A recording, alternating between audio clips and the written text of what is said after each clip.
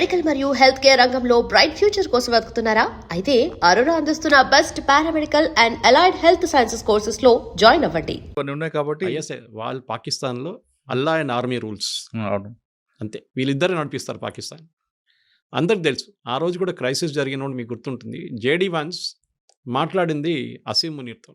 Um, he didn't speak to Shehbaz Sharif. తర్వాత మాట్లాడంటున్నారు, అది కొంచెం ఫేస్ సేవింగ్ ఎక్సర్సైజ్ అది. ఉమ్, కానీ ఇండియాతో మాట్లాడినప్పుడు ఈ spoke to prime minister Modi. Correct. ఎందుకంటే పవర్ ఎవరి దగ్గర చూస్తున్నారు. పాకిస్తాన్ భయం మునీర్ దగ్గర పవర్ ఉంది. పవర్ ఉంది. వీళ్ళకి భయం ఏంటంటే, సార్ మీరు చెప్పింది ఒక బేస్ ఇస్ వన్ ఆబ్జెక్టివ్. అది వాళ్ళు ఎప్పుడైనా వాళ్ళ పక్కన ఖతార్ల బేస్ ఉంది, ఇంత పెద్ద బేస్ ఉంది వాళ్ళ దగ్గర. ఉమ్, ఒక సంవత్సరానికి దాని maintenance cost $6 billion. Oh, um, ఎవరు పే చేస్తున్నారు? ఖతార్ గవర్నమెంట్ పే చేస్తున్నారు. ఆలోచించండి, యూఎస్ బేస్ని మెయింటైన్ చేసుకోండి ఖతార్. ఎందుకంటే వీళ్ళకి తెలుసు యూఎస్ ఉన్నదాకా మా మీద చేయబెట్టడు. Qatar is the foundation of terrorism, అందరికి తెలుసు అది. ఉమ్, అది ముస్లిం బ్రదర్హుడ్ కానివ్వండి, అల్ఖాయిదా కానివ్వండి, ఐసిస్, అందరూ ఈవెన్ హమాస్ లీడర్స్ కూడా అక్కడే కూర్చుంటారు. కానీ వాళ్ళు ముట్టరు, యూఎస్ కూడా ముట్టరు. కానీ మన దగ్గరకు వచ్చినప్పుడు ఈ ప్రాబ్లం వచ్చినప్పుడు పాకిస్తాన్ అసీం మునీర్ ఎందుకు పిలిపించారంటే, మెయిన్లీ వాళ్ళ దగ్గర న్యూక్లియర్ మిసైల్స్ ఉంది. ఏ న్యూక్లియర్ మిసైల్ అసెంబుల్ చేసి పెట్టరు. న్యూక్లియర్ వార్ హెడ్ సపరేట్గా ఉంటుంది, మిసైల్ సపరేట్గా ఉంటుంది. This is the delivery system.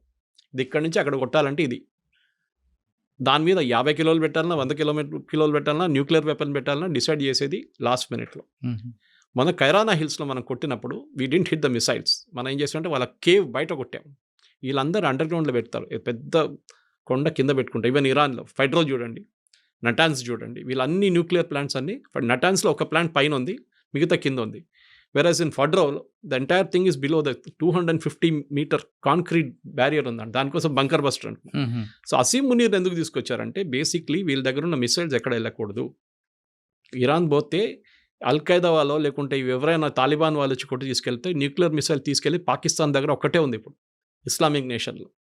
ఎవరు తీసుకెళ్తారో తెలియదు. రేపు అసీం మునీర్ లేడు, ఇంకా వాళ్ళ గవర్నమెంట్ పడిపోయిందో ఏమనంటే ఆర్మీ చూసుకుంటారు. గవర్నమెంట్ ఏం చేయలేరు అక్కడ. గవర్నమెంట్ మన దగ్గర న్యూక్లియర్ బటన్ మోదీ దగ్గర ఉంది, ఉమ్, అక్కడ న్యూక్లియర్ బటన్ ఆర్మీ చీఫ్ దగ్గర ఉంది. మునీర్ దగ్గర ఉంది. అది చాలా క్లియర్ అన్నమాట. సో దానికోసం పిలిచి ఏమన్నారంటే, ఆ మిసైల్స్ అంతా మేము చూసుకుంటాం. దీనికన్నా ముందు కూడా భారతదేశం అటాక్ చేసిన గుర్తుంటుంది మీకు.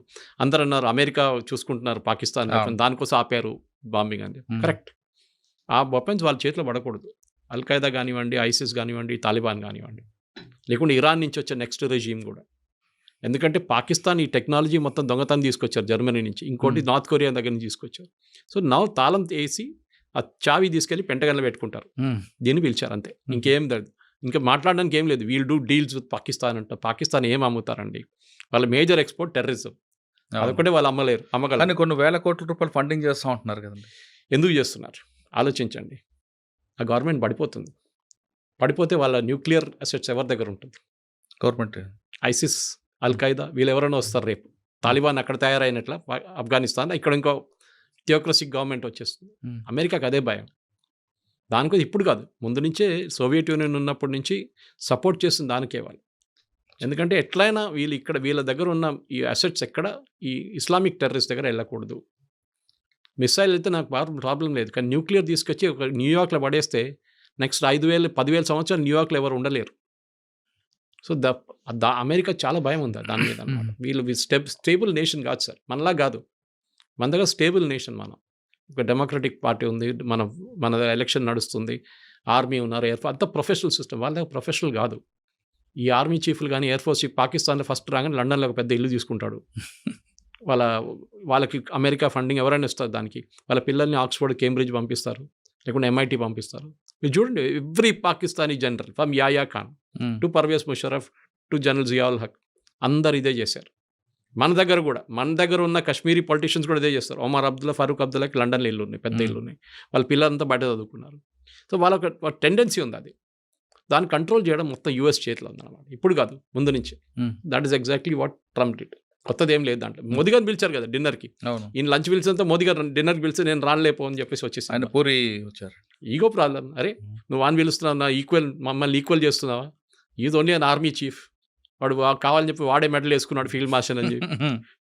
సార్ ఫైనల్గా చెప్పండి, సోనియా గాంధీ గారి స్టేట్మెంట్ మాత్రం కేవలం ఎలక్షన్ చూడాలంట. అంతే అంతే, ఇంకేం లేదు. ఇప్పుడు కాదు కదా, అంటే అటు తిరిగి ఇటు తిరిగి మన దేశంలో 2 పార్టీలు దీని మీద విభేదాలు రావా? కొత్తదేం కాదు కదా సార్. ఇప్పుడు సోనియా గాంధీ స్టేట్మెంట్ మీద కూడా మోడీ గారు ఇంకా వేరే వాళ్ళు కామెంట్ చేస్తారు.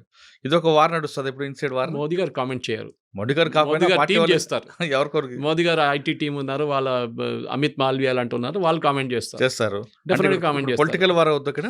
పొలిటికల్ అని కాదు, మీరు ముస్లిం ఓట్ కోసం చేస్తున్నారు. నేను ఎప్పుడు రాసిస్తాను మీకు ఆ ట్వీట్ ఏముంటుందని. మీరు ముస్లిం ఓట్ల కోసం చేస్తున్నారు, మీరు అసలు కానీ ఇరాన్తో ఉన్న రిలేషన్షిప్లో ఇప్పుడు బీజేపీ ఒఫీషియల్గా ఏం మాట్లాడరు. బికాస్ వాళ్ళకి తెలియదు ఈ గవర్నమెంట్ ఉంటుందో పోతుందో అని.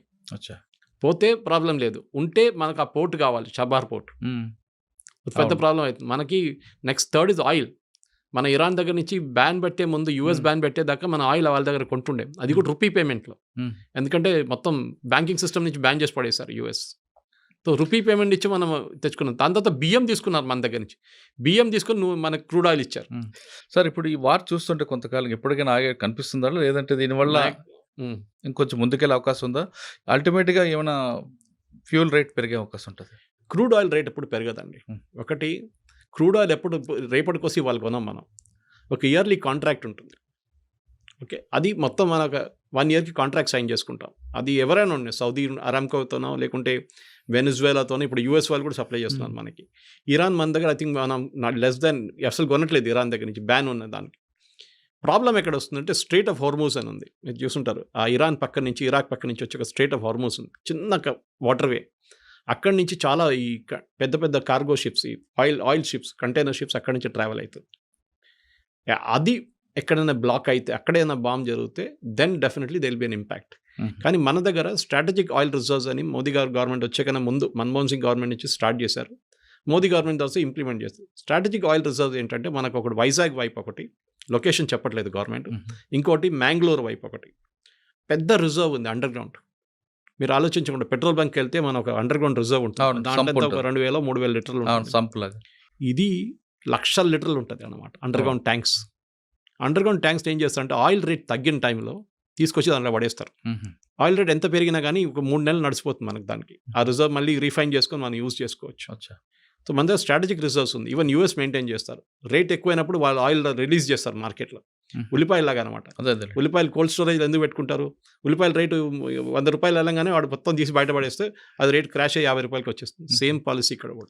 ఇప్పుడు కూడా అండమాన్ దగ్గర కూడా ఇంకొక రిఫైనరీ దొరికింది, ఐడెంటిఫై చేసినట్టున్నారు కదండి. అది ప్రాస్పెక్ట్ చేస్తున్నారు.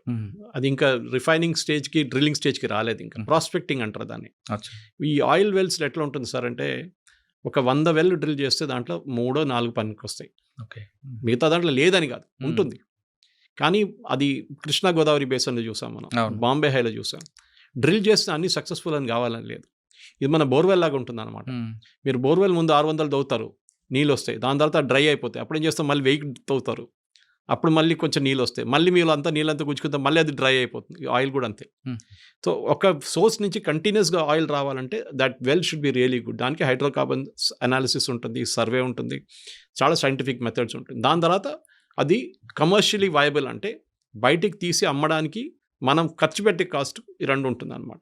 సో వేదాంత లాంటి కంపెనీస్లు, లేకుంటే అదానీ లాంటి కంపెనీస్, అంబానీ లాంటి కంపెనీస్ ఏం చేస్తారంటే, వీళ్ళు ఒక 50 వెల్లు తీసుకుంటారు గవర్నమెంట్ ఆఫ్ ఇండియా నుంచి. మేము ప్రాస్పెక్ట్ చేసి మేమే డ్రిల్ చేస్తాం. ఫెయిల్ అయితే ఫెయిల్ అయింది, కానీ ఏదో సర్వే చూపిస్తుంది అక్కడ ఆయిల్ ఉంది, హైడ్రోకార్బన్స్ ఉంది అని చెప్పేసి అది చేస్తున్నారు. సో బహుశా ఉండొచ్చు, కానీ అది ఎంత క్వాంటిటీ ఉందో, ఎంత ఉందో హర్దీప్ సింగ్ పూరి గారు మన స్టేట్మెంట్ కూడా ఇచ్చారు. చెప్తున్నారు 2 బిలియన్, అది ఎంతో బిలియన్ క్యూబిక్ ఫీట్ ఉందంటున్నారు. చూడాలి. ఫైనలీ అది ఇంగ్లీష్ చెప్తారు, proof of pudding is eating అని. తినేటప్పుడు తెలుస్తుంది అది ఉందా లేదా అని చెప్పేసి, టేస్ట్ ఉందా లేదా అనేది. చూద్దాం, ఇంకొక 2 years 3 years వెయిట్ చేయాల్సి వస్తుంది. దాని తర్వాత దాని కమర్షియల్ వయబిలిటీ తెలిసిపోతుంది. ఓకే సార్, ఫైనల్గా చెప్పండి, ఈ వార్కి ఫుల్ స్టాప్ ఎప్పుడు అంటారు? పడుతుందా, పడదా లేదా? ఇరాన్ ఇరాక్ వార్ నడిచేది గతంలో, ఆ టైప్లో ఇది ఉంటుందా? ఇరాన్ ఇరాక్ అని యుక్రెయిన్ తీసుకోండి, యుక్రెయిన్ సంవత్సరాల నుంచి కొట్టుకుంటున్నారు. ఆ విధంగా ఉంటుందా? సీరియల్ లాగా అవుతుందా, లేదా ఫుల్ స్టాప్ ఉంటుందా? ఉంటుంది, 1 నెల లోపల అయిపోతుందండి. ఎందుకంటే నేను చెప్పాను మీకు గుర్తున్న స్టార్టింగ్లో, ఇరాన్కి హోల్డింగ్ కెపాసిటీ లేదు ఎక్కువ. వాళ్ళకు ఉన్నది ఒకటే ఆయిల్ రిజర్వ్ ఒకటే. మిసైల్ రిజర్వ్ కూడా వాళ్ళు తగ్గిపోతుంది వాళ్ళది. ఓకే, హూతీలు సపోర్ట్ చేయట్లేదు, హెజ్బుల్లా సపోర్ట్ చేయట్లేదు, హమాస్ సపోర్ట్ చేయట్లేదు. వాళ్ళు ఇప్పుడు ఏం చేయాలి, వాళ్ళు కంప్లీట్లీ ఐసోలేట్ అయిపోయారు. యూఎస్ ఏమో ప్రెషర్ పెట్టినారు దానికోసం. ట్రంప్ ఏం చెప్పారు, నేను 2 వారాలు టైం ఇస్తానని చెప్పారు. 2 రోజులు కాదు. 2 వారాలు. So think over it. ఈ 2 వారాల్లో వాళ్ళ దగ్గర మొత్తం అన్ని మిసైల్స్ అయిపోతుంది క్వాంటిటీ. లాంచింగ్ సైట్స్ని ఇజ్రాయెల్ కొడుతున్నారు. వాడు బయటికి తీసుకొచ్చి లాంచింగ్ సైట్ పెట్టగానే మన దివాళీ పటాకి బాటిల్ పెడతాం చూడండి, పెట్టంగానే దాంట్లో రాకెట్ పెట్టే ముందు ఆ బాటిల్ కొట్టేస్తున్నారు. అది వీళ్ళు చేస్తున్నారు అనమాట. So definitely by in another 10-15 డేస్లో ఇరాన్ కంప్లీట్గా సరెండర్ అయిపోతారు, లేకుంటే దే విల్ స్టాప్ ఫైరింగ్ అంతే. సరే, ఆ విధంగా తీసుకొస్తారా? లేదు ఒక డిప్లొమాటిక్గా మేమే వెనక్కి తగ్గుతున్నాం అని అంటారు. అదంతా పాకిస్తాన్ ఏం చెప్పారండి? వాళ్ళే ఫస్ట్ ఫోన్ కాల్ చేసి మేము సీస్ఫైర్ కావాలన్నారు. అవును. దాని తర్వాత మాట్లాడలేదు. ఇప్పుడు ఎవరు చెప్పారు? అదే ఎంఓలోకి వస్తారు వీళ్ళు కూడా. They have to face saving exercise అంటారు ఇంగ్లీష్లో. మేము ఓడిపోలేదు, మేము కొంచెం వాళ్ళ భయపడతారు ఇజ్రాయెల్ వాళ్ళు.